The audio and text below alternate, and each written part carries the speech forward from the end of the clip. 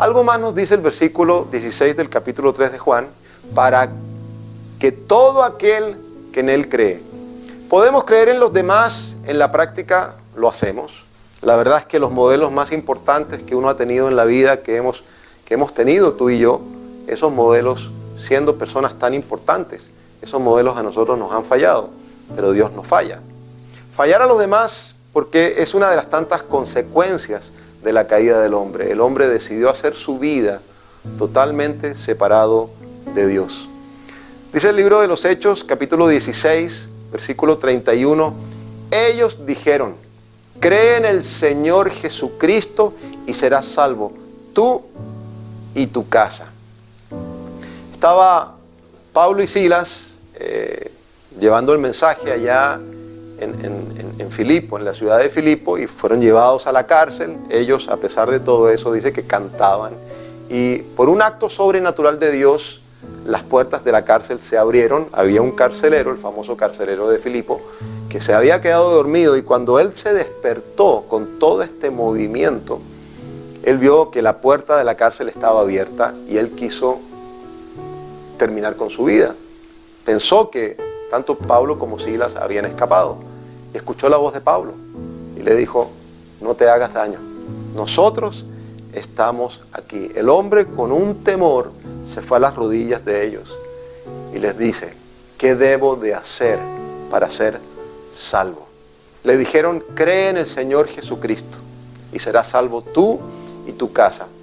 El creer en la persona de Jesús para este carcelero no solamente trajo un efecto en su vida, sino que también trajo un efecto, ¿sí? Se vio la consecuencia en la familia. Cree en Jesús, tú, pero también esto va a afectar a tu casa. Es imposible creer en otros sin antes creer en Dios y conocer su corazón.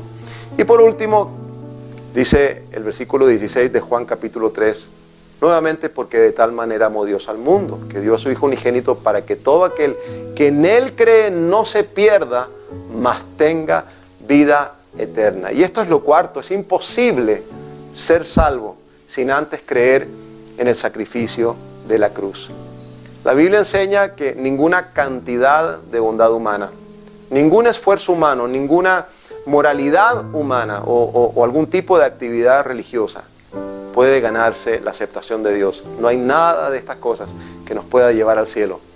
Y dice Romanos capítulo 3, versículos 9 al 10 de la NTV, ahora bien, dice Pablo, ¿llegamos a la conclusión de que los judíos somos mejores que los demás? Para nada. Tal como acabamos de demostrar, todos, sean judíos o gentiles, están bajo el poder del pecado. Como dicen las Escrituras, no hay ni un solo justo, ni siquiera uno. Delante de Dios todos, no hay diferencia, somos sin esperanza en nosotros mismos. ¿Cuál es entonces la solución? Dice Juan, y este es el testimonio que Dios nos ha dado vida eterna, y esta vida está en su Hijo. El que tiene al Hijo tiene la vida, el que no tiene al Hijo de Dios no tiene la vida.